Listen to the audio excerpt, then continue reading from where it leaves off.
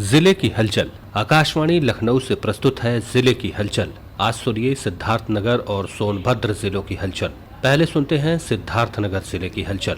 आलेख और स्वर है डॉक्टर सावन कुमार का। सिद्धार्थनगर पुलिस को साइबर क्राइम से संबंधित मामले में बड़ी सफलता हासिल हुई है। जनपद की खसराहा थाने की पुलिस ने साइबर क्राइम को लेकर एक 20 वर्षीय युवक को गिरफ्तार किया।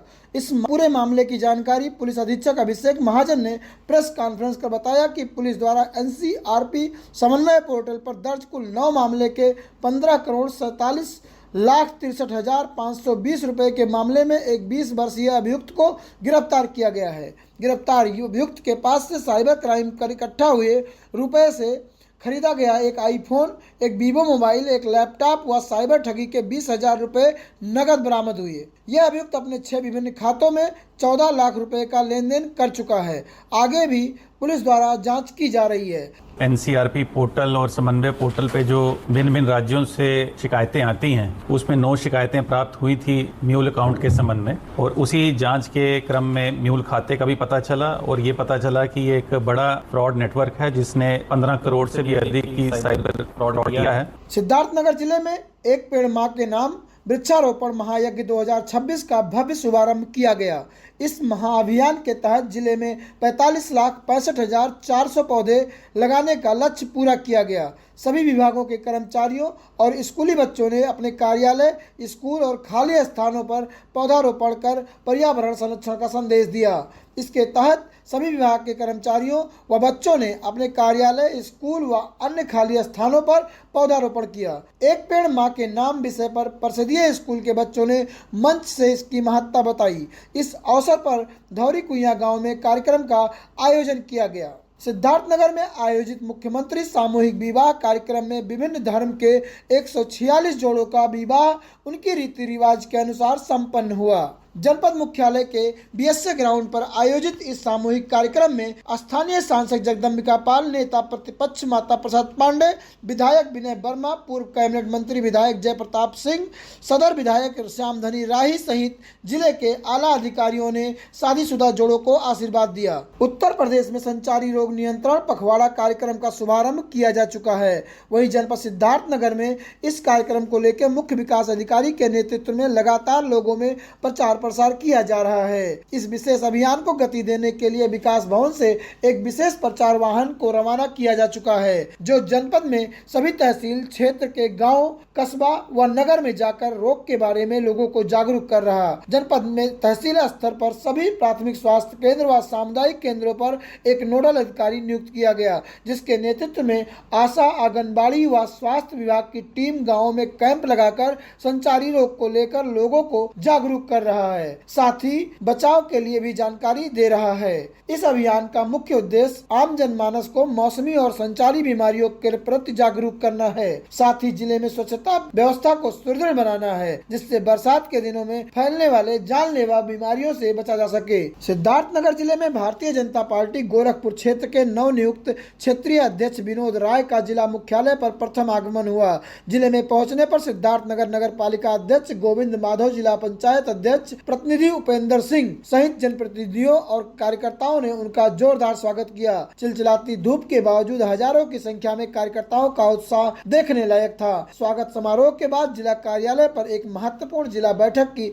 आयोजित की गई। मीडिया से मुखातिब होते हुए क्षेत्रीय अध्यक्ष विनोद राय ने शीर्ष नेतृत्व का आभार जताया और संगठन को मजबूत करने के लिए संकल्प लिया। उन्होंने कहा कि पार्टी ने उन्हें जो भी बड़ी जिम्मेदारी सौंपी है उसका पूरी निष्ठा से निर्वहन करेंगे। उनका लक्ष्य है कि आगामी विधानसभा चुनाव में पार्टी साल 2017 से भी अधिक सीटें जीतकर इतिहास रचे। इसके लिए वह हर मंडल में प्रयास करेंगे, कार्यकर्ताओं के साथ सीधा संवाद स्थापित करेंगे। सिद्धार्थनगर जिले के विकास खंड बर्डपुर में ग्राम पंचायत बर्डपुर नंबर 6 टोला माधवनगर में ग्राम चौपाल गाँव की समस्या गाँव में समाधान का आयोजन किया गया। इस मौके पर अपनी समस्याओं को लेकर आए ग्रामीणों की जिलाधिकारी श्री शरणप्पा जीएन, मुख्य विकास अधिकारी बलराम सिंह सहित जिले के अधिकारियों ने समस्याएं सुनी और उनसे बेहतर ज्यादातर का निपटारा मौके पर कर दिया। ग्रामीण चौपाल को लेकर जिलाधिकारी ने बताया कि शासन की मंशा के अनुरूप पूरे जिले भर में सप्ताह के एक दिन जिले के किसी एक गांव में ग्राम चौपाल का आयोजन किया जाता है। इस मौके पर जिले के हर विभाग से संबंधित अधिकारी मौजूद रहते हैं और ग्रामीणों की समस्या सुनकर उसे निपटाने की कोशिश की जाती है। कुछ समस्या जिनका निदान मौके पर नहीं हो सकता उसको उसके लिए एक समय सीमा के भीतर इसका निपटारा करने के निर्देश दिए जाते हैं। जिलाधिकारी ने बताया कि इस कार्यक्रम से लोगों की समस्याओं को निदान के साथ साथ सरकार द्वारा चलाई जा रही महत्वपूर्ण योजनाओं की जानकारी भी लोगों तक पहुंचाई जाती है। सिद्धार्थनगर जिले की हलचल के बाद आइए सुनते हैं सोनभद्र जिले की हलचल। आलेख और स्वर है मनोज सिंह का। जनपद सोनभद्र में करीब एक सप्ताह देरी से पहुंचे मानसून के बावजूद सामान्य से कुछ ज्यादा वर्षा से किसान खुश हैं। धान की डाली गई नर्सरी के बाद किसान धान की रोपाई अभी भी कर रहे हैं। जनपद के लगभग आधे से कुछ कम हिस्सों में ही धान की रोपाई की जाती है। बाकी के हिस्सों में दलहन तिलहन की बुआई होती है, जिसके लिए हाल के समय की वर्षा पर्याप्त है। भौगोलिक दृष्टिकोण से जनपद का अधिकांश इलाका उबड़ खाबड़ टीले नुमा है। ऐसे में धान की रोपाई करना किसानों के लिए संभव नहीं है। जनपद सोनभद्र में 50 एकड़ से ज्यादा क्षेत्रफल में सरदार वल्लभ भाई पटेल रोजगार एवं औद्योगिक क्षेत्र बनाया जाएगा। जिलाधिकारी चर्चित दौड़ ने बताया कि शासन स्तर पर लिए गए निर्णय के अनुक्रम में जनपद ने बढ़ चढ़कर हिस्सेदारी निभाई है। जिलाधिकारी ने बताया कि जनपद का मारकुंडी क्षेत्र विंध्य और पूर्वांचल का प्रमुख औद्योगिक कौशल विकास एवं रोजगार का केंद्र बनेगा। उन्होंने बताया कि औद्योगिक क्षेत्र के लिए लगभग 16 करोड़ की लागत से सड़कों का निर्माण कराया जाएगा।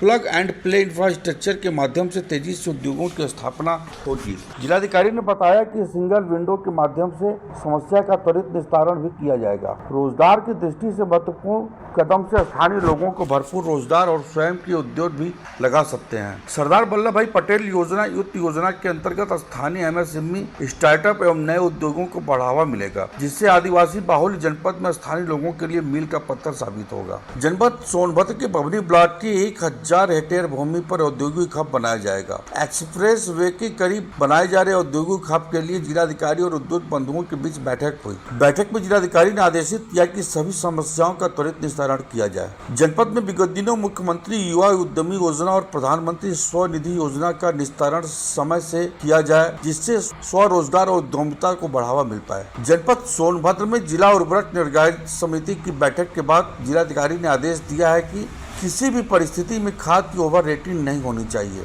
साथ ही हर सहकारी समिति एवं संबंधित एजेंसी पर डीएपी और यूरिया की उपलब्धता होनी ही चाहिए। उन्होंने कहा कि किसान हाल में खरीफ की बुआई में व्यस्त है, ऐसे में उर्वरक सही समय पर उनको उपलब्ध कराना प्रशासन की जिम्मेदारी है। जनपद सोनभद्र में संचारी रोगों के प्रभावी नियंत्रण के लिए युद्ध स्तर पर अभियान चलाया गया। गाँव में नालियों की सफाई कराई गई, पानी स्टोरेज इलाकों को चिन्हित करके दवाओं का छिड़काव कराया गया। इस बीच आशा, आंगनबाड़ी, एएनएम द्वारा लगातार संचारी रोगों से बचाव के लिए कार्य किए गए। जनपद सोनभद्र में अवस्थित रिहंद बांध की कैचमेंट एरिया में जल भराव उम्मीद के अनुरूप नहीं है। जनपद के पड़ोसी राज्य मध्य प्रदेश के सीमावर्ती इलाकों में मानसून की कमजोर सक्रियता का असर रिहंद के जल स्तर पर दिखाई दे रहा है। विभागीय आंकड़ों के मुताबिक 30 जुलाई को सुबह बांध का जल स्तर 854.4 फीट रिकॉर्ड किया गया, जबकि पिछले वर्ष इसी दिन बांध यह 868.1 फीट पर था। विशेषज्ञों का कहना है कि जुलाई माह में 22.7 फीट जल स्तर कम होने का असर आगामी समय में विद्युत उत्पादन पर पड़ेगा। केंद्र और राज्य सरकारों ने रिहंद के जल पर आधारित कई बड़ी तापीय परियोजनाओं की स्थापना की है। रिहंद बांध से जुड़े एनटीपीसी की रिहंद नगर, सिंगरौली और शक्ति नगर परियोजनाओं के अलावा अनपरा तापीय बिजली परियोजना, रेणु सागर, ओबरा तापीय परियोजनाएं प्रमुख हैं। इन सभी संयंत्रों की शीतलन प्रणाली और उत्पादन प्रक्रिया के लिए बड़ी मात्रा में पानी रिहंद बांध से उपलब्ध कराया जाता है। साथ ही रिहंद बांध से वर्ष भर सस्ती बिजली का उत्पादन भी किया जाता है। जनपद सोनभद्र में प्रदेश सरकार के समाज कल्याण राज्य मंत्री संजीव सिंह गौड़ ने विगत दिनों कन्हरा बैरपुर मार्ग पर बिजुल नदी पर दीर्घ सेतु की आधारशिला रखी। संजीव सिंह गौड़ ने बताया कि उक्त सेतु के निर्माण से उत्तर प्रदेश और मध्य प्रदेश के बीच आवागमन और भी सुगम हो जाएगा, साथ ही व्यापार के अवसर भी बढ़ेंगे। यह था आकाशवाणी लखनऊ के क्षेत्रीय समाचार एकांश द्वारा प्रस्तुत जिले की हलचल का आज का अंक।